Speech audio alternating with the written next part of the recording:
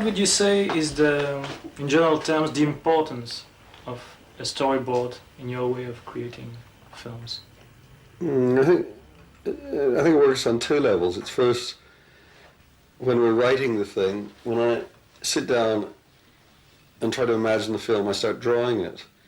And lots of new ideas come out of the very business of drawing, just by drawing it and seeing and making compositions. And, oh, that's an idea. And things start growing, so that we start changing the script as I'm storyboarding the thing.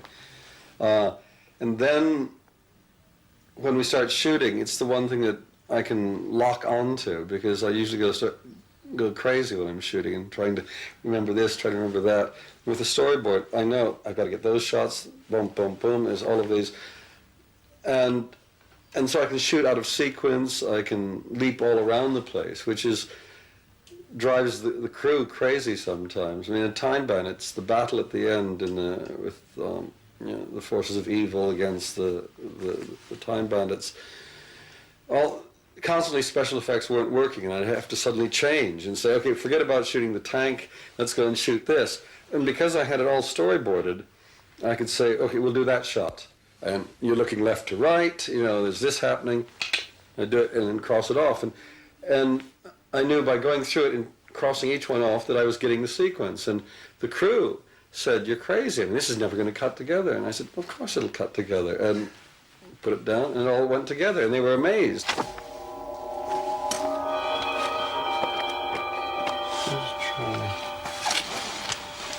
Well, the original idea was, we were starting on all this miniature solar system, 18th century, clicking away, and then the Earth came towards us and blew up, and then there was a mouth of a cannon.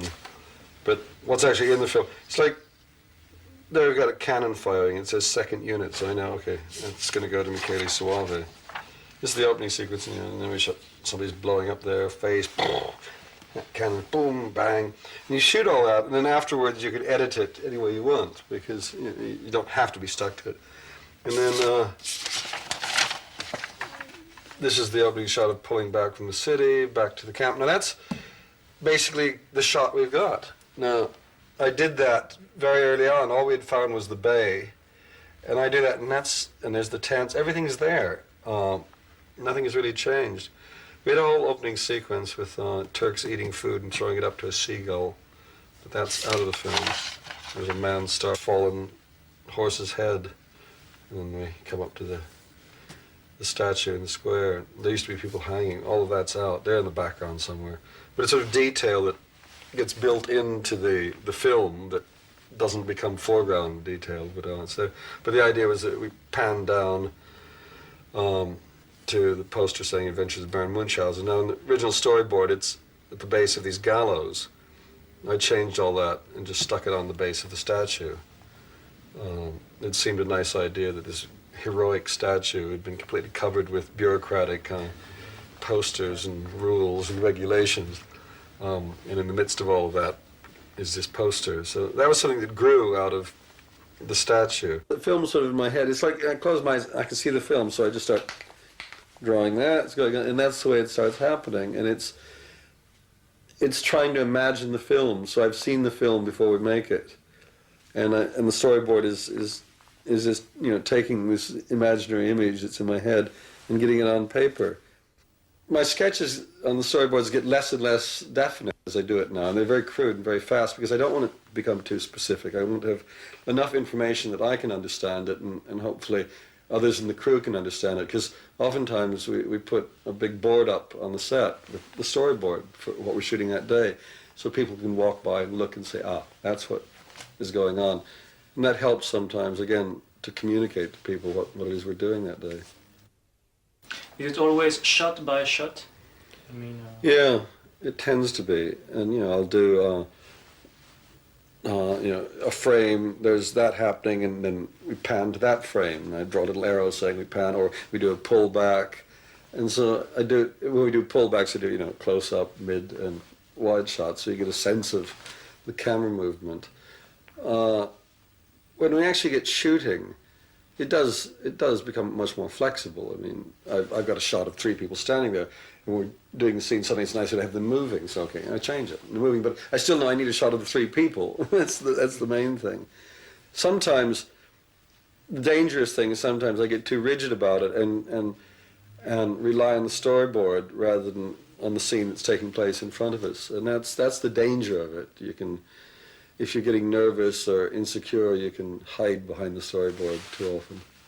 As I do the storyboard, as I continue through the film, by the end it's just little squiggles because I've gotten bored or run out of time. I mean, like the Munchausen storyboard is very much like that. The first part of the film is very, very carefully drawn, and then as it goes on, they're just just scratches because I was running out of time. I had to start working, and it's dangerous because sometimes I was just enjoying drawing these things, and suddenly I was making illustrations rather than a storyboard.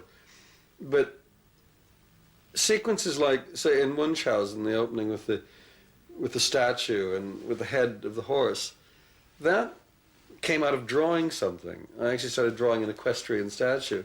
Oh, this looks better without the head on. And once you've got the idea, the head's off the statue, then let's have the head on the floor, and it's got to be a big head, and people are living in the head. So that's something that came out of a drawing, because in the first drawing was that of a headless horse, a headless statue with the baron's head gone and the horse's head gone. It's surprising how, like, the production department, this isn't the producer, these are the people that are just making things possible. Again, how much that helps them. They can see, that. So Gustavus blows now. We got Sally in there, we got Gustavus, and there's real smoke, and all that information is there. Because I don't know, they don't seem to think as specifically as that. Mm-hmm. And I like, this is an instant where I just drew an extra one. I knew I needed an extra shot, so I quickly just drew it on this piece of paper, stuck these down, and said, all right, we got to do those. Gargoyle head breaking up. That was because when we shot the first gargoyle, it didn't work. So we had these other shots, but we didn't have, and to get around the shots, I said, okay, we'll do a quick one of the gargoyle head breaking up. So I draw it on a piece of paper, hand that in, and say, we've got this work to do. This is like shots to pick up. Last grain of sand falling, Albrecht straining with the chains, a close-up, mouse being held by the tail, mouse ball flying through the air, mouse down to the elephant's foot, mouse at the foot, cannonballs in the air. I don't know how that works. I've never understood where the idea comes from, whether the mind has it, whether it's out in space and these are antennae, aerials that get it, or whether it's the muscles in my fingers because they're drawing a certain way, they create something, and it's one of the great mysteries. I don't know where it comes from. So for you, storyboarding is more than just preparing the film.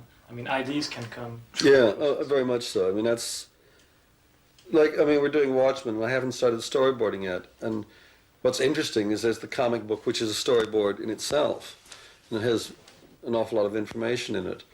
But I know that the minute I start drawing it, things will happen. You start a dialogue with the drawing. I think that's, if you're a painter, that's what happens. And in a sense, you're always having that dialogue. When you're shooting, there's the set around you, and it changes what your idea from the storyboard. Ooh, then we could do that and that. And you've always got to be responding to those things. But ultimately, it's the storyboard becomes my insurance policy. Whatever, if I run out of ideas on the set, I can always go back to the storyboard, just do that, and I'll have a film at the end of the day. It's often the easiest thing to communicate to a lot of people that you've got a drawing, and that's what happens in it. And it gives them ideas, whether it's costumes or sets or the cameraman. Say, oh, you've drawn that one. There's a window. Why don't we put the window over there? And then we could light it that way. And then we get into a discussion about that. So suddenly we've redesigned something, and then I try to put that in. It's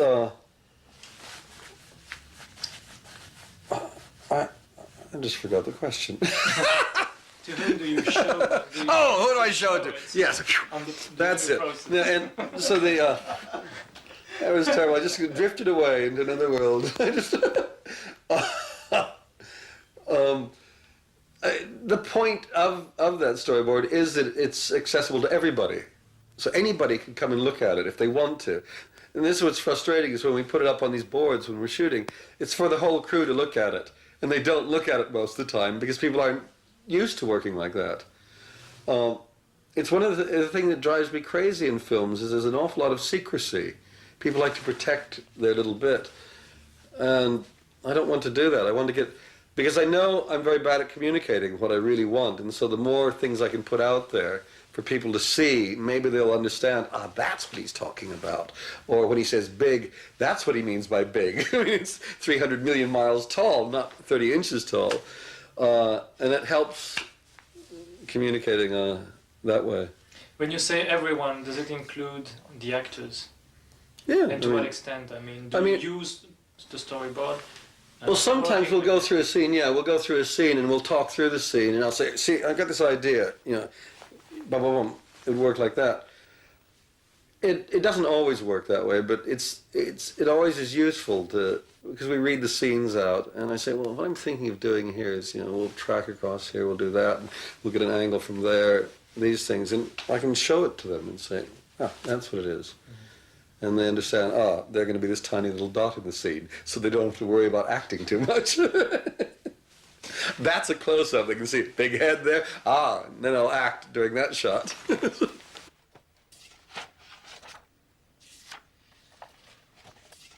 What's interesting on the moon sequence, originally they were floating along with water and their hands dragging in it, and we pulled back. We cut to a wide shot of the boat, which sails across, and as it goes through shot, the water drains away, and then we cut the hand.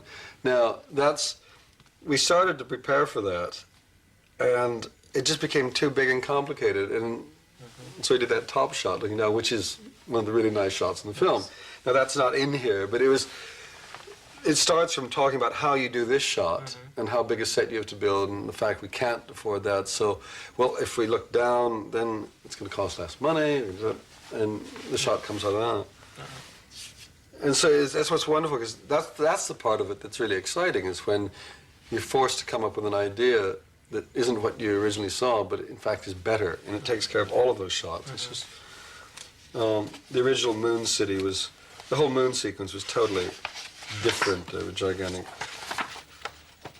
The way with a set designer, you just start talking. I mean, I usually have a lot of ideas, and I do a lot of research and bring in paintings and photographs and things that I've spotted a location. I say that's interesting, and I again accumulate a lot of material. And sometimes I've actually drawn the thing, and then we start talking, and then the designer starts drawing his drawings of it, and then we start arguing. And I say, no, do like this, more of that, less of that, that bigger, that smaller. You got totally wrong, forget about it, do this. Let's stop talking, just do what I ask to be done. And then, like in the theater, this is very much what was there. It was a shot of all this machinery, and the back of the sun rises up, and it revealed the audience. Now, we actually shot that, but it didn't work very well, so we've got just the sun rising, and then we've got a shot from the front as the sun rises. So that was something that was changed on the day, but we end up with basically a big shot of the theater, looking out somewhere in there. A lot of things change when you start editing it, and you realize that the way I'd planned it wasn't quite right. Do you sometimes include technical details or comments in your storyboards? And if yes, if so, which one?